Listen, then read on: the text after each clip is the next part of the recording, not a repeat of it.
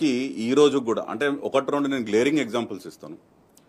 మన దేశ రాష్ట్రపతి గౌరవనీయులు శ్రీమతి ద్రౌపది ముర్ము గారు వారు రాష్ట్రపతిగా ఎన్నికయ్యేంత వరకు వారి సొంత ఊర్లో ఒరిస్సాలో ఉపర్బేడా విలేజ్ అనుకుంటా వాళ్ళ గ్రామానికి కరెంటు లేకుండే. వారు 2022వ సంవత్సరంలో రాష్ట్రపతిగా ఎప్పుడైతే నామినేషన్ చేసిరో ఆ తర్వాత వాళ్ళ గ్రామానికి కరెంట్ ఇవ్వడం జరిగింది. అంటే 78 సంవత్సరాలలో భారతదేశం ఎక్కడి నుంచి ఎక్కడికి వచ్చింది అంటే ఇంకా ఆకలి చావులున్నాయి దేశంలో, ఇంకా బీదరికంలో మగ్గుతున్నటువంటి ప్రజలు ఉన్నారు, ఇంకా విద్యుత్ కనీస మౌలిక సదుపాయాలు లాంటి విద్యుత్ లాంటివి కానీ, తాగునీరు కానీ, రైతాంగానికి సాగునీరు కానీ ఇట్లాంటివి ఇంకా అంటే ఇన్ని సంవత్సరాల తర్వాత కూడా ఇట్లాంటి పరిస్థితి కొద్దిగా బాధాకరం. కాకపోతే ఏంటిదంటే ప్రధానంగా కాంగ్రెస్ కానీ బీజేపీ కానీ వారి అజెండాల ప్రకారము వాళ్ళ ఐడియాలజీ ప్రకారం వాళ్ళు పనిచేసినామని చెప్పుకుంటూ వస్తున్నారు. కానీ మీరు ఏ అంతర్జాతీయ సూచిక తీసుకున్నా ఈరోజు భారతదేశం ఎక్కడ ఉన్నది అని చూస్తే అది గ్లోబల్ హంగర్ ఇండెక్స్ కావచ్చు. గ్లోబల్ హంగర్ ఇండెక్స్లో భారతదేశం దాదాపు 105వ స్థానంలో ఉంది. 127 దేశాలలో 105వ స్థానంలో ఉంది గ్లోబల్ హంగర్ ఇండెక్స్లో. అదేవిధంగా మీరు మల్టీ డైమెన్షనల్ పవర్టీ ఇండెక్స్ తీసుకుంటే అందులో కూడా భారతదేశం 66వ స్థానంలో ఉంది 105 దేశాల్లో. ఇట్లా చూసుకుంటూ పోతే హ్యూమన్ డెవలప్మెంట్ ఇండెక్స్లో దాదాపు 130వ స్థానంలో ఉంది. మెటర్నల్ మోర్టాలిటీ రేట్ అంటారు, అంటే మాత ఎప్పుడైతే జన్మనిస్తుందో శిశువుకు వాళ్ళ మరణాల సంఖ్య చూసుకుంటే ప్రతి 1,00,000 డెలివరీస్కి దాదాపు 93 మంది మహిళలు చనిపోతున్నారు భారతదేశంలో ఈ రోజుకి. అట్లనే శిశు మరణాలు చూసుకుంటే కూడా దాదాపు ప్రతి 1000 శిశు జన్మాలకు దాదాపు 27 మంది పసికందులు చనిపోతున్నారు పుట్టగానే. అంటే మీరు ఎంత చెప్పుకున్నా వాస్తవం ఏంది అనేది, గ్రౌండ్ రియాలిటీ ఏంటిది అనేది లోతుగా వెళ్ళి పరిశీలన చేసి ఎక్కడ అంటే యాక్సెస్ టు క్వాలిటీ ఎడ్యుకేషన్ కానీ, access to quality health care కానీ ఇంకా భారతదేశంలో అది అంటే అందని ద్రాక్షలాగానే చాలామందికి మిగిలిపోయింది. ఇవన్నీ ఉన్నాయి కాబట్టే అంటే గత 78 సంవత్సరాలు ఈ కాంగ్రెస్ బీజేపీ ఏవైతే రాజకీయాలు చేసిందో ఈ దేశంలో అన్నిట్లో విఫలమైంది. కాబట్టే కేసీఆర్ గారు ఒక 3 సంవత్సరాల ముందు ఇవన్నీ వారు ఆలోచించి మేధావులతో చర్చించి టీఆర్ఎస్ని బీఆర్ఎస్గా మారుద్దాము, బియాండ్ తెలంగాణ మనం గ్రోవాల్సిన అవసరం ఉన్నది. ఇది రాజకీయాల కోసం కాదు, ఏదో రాజకీయాలు చేయాలి, ఏదో మేము పోయి ఢిల్లీలో కూర్చోవాలి, అధికారాన్ని అనుభవించాలనే ఉద్దేశం కాదు. ఒక దేశానికి ఒక క్వాలిటీ ఆల్టర్నేటివ్ అజెండా పెట్టాలి ముందు.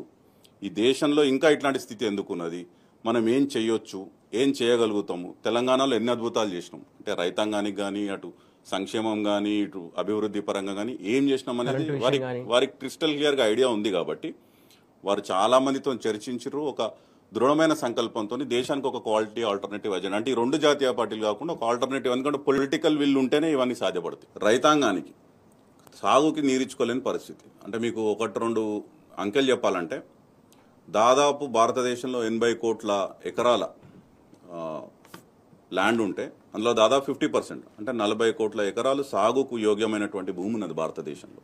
ఇది ఏ దేశంలో కూడా మీకు 50% సాగుకు యోగ్యమైనటువంటి భూమి ప్రపంచంలో ఏ దేశం కూడా ఉండదు, కేవలం భారతదేశంలో ఉంది. మీరు చైనా తీసుకోండి, అమెరికా తీసుకోండి, ఎక్కడైనా 27%, 16% ఉంటుంది.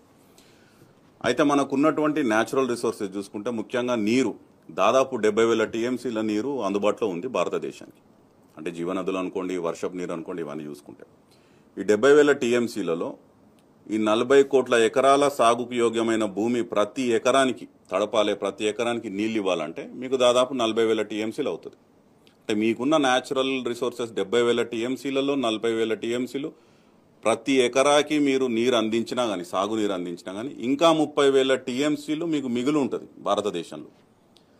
ఇంకొక మీరు దురదృష్టం ఏంటంటే దేశంలో ఇంకా తాగునీరు కోసం కోర్టులలోకి వెళ్ళి, సుప్రీంకోర్టుకి, హైకోర్టుకి వెళ్ళి తలుపులు తట్టి అయ్యా మహాప్రభు మాకు తాగడానికి నీరు ఇస్తలేదు మా ప్రభుత్వం అని చెప్పి అడిగే స్థితి ఈరోజు దేశంలో ఉన్నది.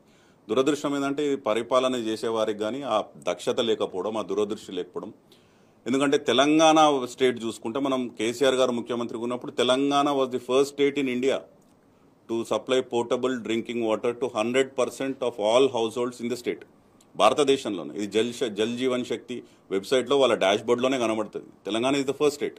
మనం చేసుకున్నాం అది. మిషన్ భగీరథ అనే ఒక బ్రహ్మాండమైన ప్రోగ్రామ్ తీసుకొని దాని ప్రకారం చేసుకున్నాం. ఇదే ప్రాసెస్ని, ఇదే ప్రోగ్రామ్ని మోడీ గారి ప్రభుత్వం కూడా ఎమ్యులేట్ చేసింది. హర్ ఘర్ జల్ అని చెప్పేసి వాళ్ళు కూడా ఇంప్లిమెంట్ చేసినారు. మెల్లిమెల్లిగా జరుగుతుంది అది. కాకపోతే ఏంటిదంటే దేశంలో ఉన్న జనాభా అంతటి కూడా మీరు తాగునీరు సరఫరా చేస్తే ఇంకొక 10,000 టీఎంసీలు అవుతుంది. అంటే మీకు అవైలబుల్ ఉన్న 70,000 టీఎంసీలో సాగుకు 40,000 టీఎంసీలు, తాగునీరుకి 10,000 టీఎంసీలు, మొత్తం 50,000 టీఎంసీలు పోను మీకు ఇంకా 20,000 టీఎంసీలు మిగిలే భారతదేశం. అట్లనే మీరు విద్యుత్ తీసుకుంటే దాదాపు 4 లక్షల మెగావాట్లు భారతదేశంలో ఏదైతే సామర్థ్యం ఉందో మనకి విద్యుత్ సామర్థ్యం ఉంది.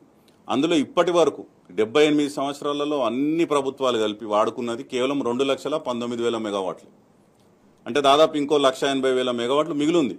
కానీ నేను ఇంతకుముందు మీకు చెప్పినట్టు ద్రౌపది ముర్ము గారు రాష్ట్రపతిగా నామినేషన్ వేసే వరకు వారికి సొంత ఊర్లో, ఒడిశాలో ఉపర్బేద ఊర్లో కరెంటు లేకుండే. అట్లాంటి పరిస్థితి ఉన్నది. ఇది ఎవరి తప్పు, ఎవరి తప్పిదము?